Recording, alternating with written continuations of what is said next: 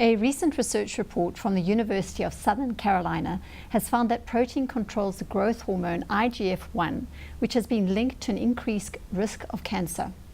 Today on 15 Minutes with Longevity, we're going to be speaking about this, as well as looking at how your eating habits relate to your health over a long period of time. Joining me in the studio today is Vanessa Ascencao. She's a qualified nutritional expert from VDA Nutrition, and she's going to shed some light on the links between high protein diet and your overall health. Thanks for coming to the studio today, Vanessa. Thanks for having me.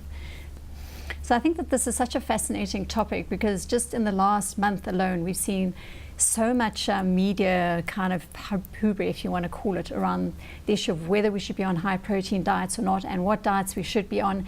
And of course, the whole issue of around dieting. I mean, everyone seems to always be on diet. Now, you're a nutritionist. Yes. Can you make some sense of all this confusion? Absolutely. I really think, the modern nutritional landscape is really complex. Just about every week there's a new study, there's something that we should be following, a superfood we should be eating, something we should be eliminating. Eggs are good, eggs are bad, fruit is good, fruit is bad. And of course, this research here really talks to something really frightening, which Absolutely. is cancer. And talks about cancer and if you eat too much protein. Which I think is really phenomenal because I think for the first time, there's a huge consciousness towards the fact that there's a direct correlation between what we eat and our state of health. So we always focus on diets for weight loss. The physical aspect of dieting has always got to do with what the scale says. We never really focus on health. So unless we're really faced with a severe illness, do we start thinking, should I cut out alcohol? Should I cut out sugar? Should I reduce protein? Should I stop eating red meat? So we should really be focusing on health all the time. A healthy body will naturally be slim, and we have to really realize that you can get really, really thin on cocaine and alcohol. Doesn't mean that's healthy. So it's really, really important to focus on health. And I think, high protein is, years ago in the 70s, fat was really bad. So it was, we couldn't eat fat. Exactly. We had we had the invention of margarine. Exactly. Thank you very much. We were told not to have butter. High sugar, fat was, was evil. And that was the rise of sugar came up, because if you remove fat, you're going to have to put something in, and that something's usually sugar. So that over the last 30 years, our sugar consumption has increased astronomically, and so has the rate of diabetes and other chronic illnesses. So I think our main focus should really be on the quality of our food and not specifically key macronutrients. I personally, in my philosophy, don't believe in giving food calories. So I don't think we should focus on calories. I think we should focus on nutrients. GI, GL, I mean, there's just too much confusion around food and number allocations to food. So we should be focusing on GL and GI, and then this much protein, that many carbs. So I think we're giving food too much power, in a sense, and making it overly complicated for ourselves. The problem all round, though, is that I think we got human nature in all of this. Yes. So we all think that there is some new best thing, and if a doctor or someone whose opinion we think is credible stands up and says you've got to eat more meat, more fat, we're going to follow that because that's what humans are, especially when it comes to the idea that you could lose weight or feel better. I think, the dieting is such a massive industry. Yes. So, let's just unpack that a little bit. I mean, we can have this notion. I think it's a wonderful notion that we all agree we should just be eating in a balanced, normal way. But that is not the world. Yes. So how do we help people make sense? And what is happening at the moment? And why are we seeing these huge shifts, with specialists when it comes to dieting advice? Well, I think, if you cut out any macronutrient, you're going to lose weight. Okay, what is a macronutrient? A macronutrient, protein, carbohydrate, fat, is considered a macronutrient. If you remove protein from your diet, you're going to have a decrease in calories, and it will lead to weight loss. Now, with high protein... So that's why everyone's so happy. Quite literally. In the beginning. In the beginning. But we really have to focus on insulin. And I think insulin is a big thing. And that's why you see the paleo diets are so popular. Yes. Because the minute you stop producing too much insulin in the body, it controls your blood sugar levels. If your blood sugar levels are controlled, your appetite decreases, so you don't eat as much. You don't get this spiral of, ups and the downs. Exactly, that you need a coffee at 4 exactly. And you wake up and you need a coffee and a cigarette or whatever it is. So it really controls your blood sugar levels. Now, I believe that there's a lot of positives towards the paleo diet, and it is a very hot topic at the moment because just about everybody's following this philosophy. If we really have to look at it in a very logical way, our ancestors used to hunt their food. And that the food used to run away from them Exactly. as well. It wasn't grazing. No. So, you know, our ancestors didn't wake up and have scrambled eggs and salmon and then a steak and asparagus for lunch, and, you know, wild salmon with wilted spinach for dinner. It just didn't happen like that. So I think we are over consuming protein without a doubt, and part of human nature is that we want to feel like we can still eat. So, you know, balance doesn't work for us, or moderation doesn't work for us. So we need to go to all these different polarities, high protein or extreme low fat or veganism. And I think there isn't one nutritional philosophy that fits all of us. So there's not an individual blueprint that's going to work for you.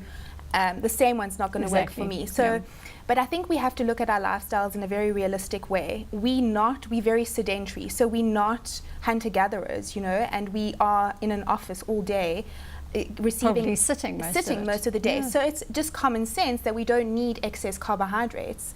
But at the same time, we also don't need excess protein just because we're sitting all day, because protein is a building block. So unless we're doing manual physical labor, we don't need an enormous amount of protein. What we do need, though, is optimum nutrients for the body to function Okay, optimally. and maybe we should talk around that, because again, I think there's a lot of misguidedness amongst consumers about, you know, what is good to eat. Yes. And this idea that if you are on a high protein diet, you can then just eat everything, you know, Yes. you know, and it doesn't matter where it comes from, actually. Well, I think that's right in the beginning. I said the quality of our food is really important. So the health of the meat is going to be directly correlated or related to the health of the animal that the meats come from. So these days, our modern agricultural meat is literally beefed up with hormones and antibiotics. It's fed a modern agricultural diet. So our meat is being fed corn and grains, and then we consume that. Many people don't realize that. So the quality of our meat is really important. The quality of our fruit and vegetables, organic as much as possible, because our fruit and vegetables are basically sprayed with everything imaginable.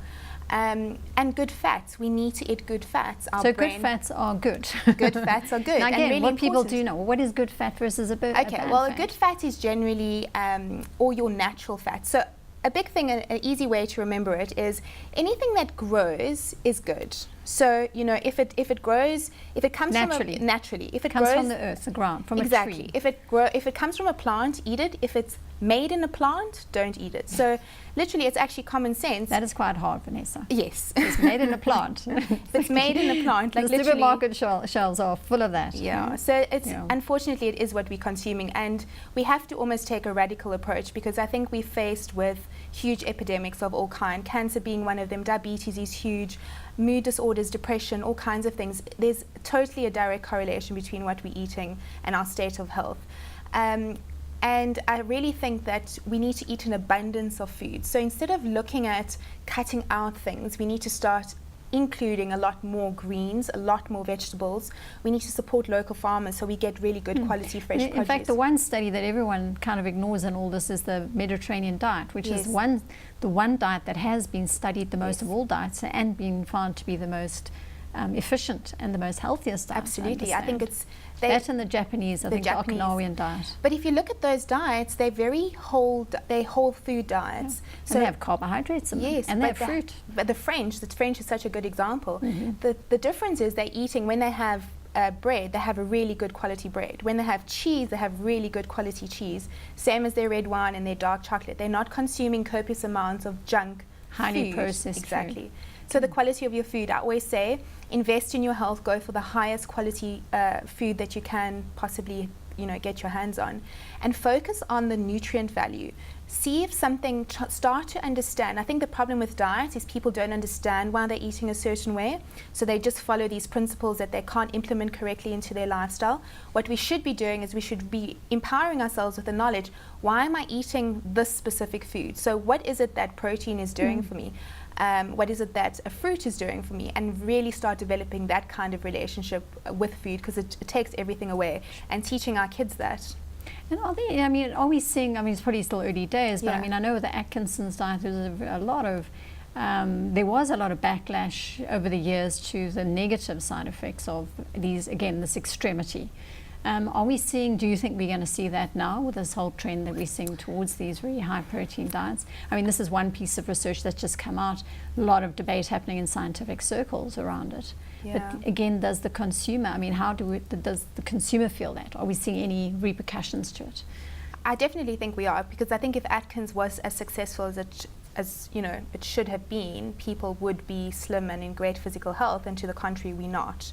So, the study focused on insulin growth factor, and that's a really, really big thing, because all our cells need glucose in order to function and grow, and cancer cells specifically. Cancer cells are very, very greedy cells. Cancer cells got 18 glucose receptors. So when you go for a PET scan, they literally inject you with radioactive glucose to see where the cancer is concentrated. So that means that cancer is literally feeds on sugar. So it makes common sense on a health perspective to eliminate the amount of sugar. With protein, however, protein produces an insulin response as well, and it's high protein diets increase the amount of insulin growth factor in the body, which then leads to an increase in cancer growth. So this is the premise of the study. And I think if you look at the acidity in the body, acidity is a big, big thing. So if you're eating high protein with not enough greens, you're going to be very acidic, and that's going to start affecting rheumatoid arthritis, cancer. The body's pH needs to be in balance, and we with high protein or high anything, high sugar or high fat, we lose that balance. So it's really important to, as I said, to eat lots and lots of greens. I can't emphasize it enough. Okay, so we can all hope that people listen to a little bit of what you have to say, yes. and I think you kind of affirm what a lot of specialists say around it, being balanced, making the most out of a holistic, a more balanced diet, and not running off in these extreme directions. So it's been great to have you in the studio. Now, you shared with me 2 really helpful tips. Yes. The one was, I think you said, if it has sugar as a number 1 ingredient on the label, we stay away from it, which I think is a very good. And the other one, which I thought was quite amusing, was if you cannot pronounce it, if it's a word on a label that you cannot pronounce, definitely do not eat it. Yes. Totally. So thanks so much for being with us. Well, that's all we have time for today. Join us again next week. Stay well, stay healthy, and we'll see you here.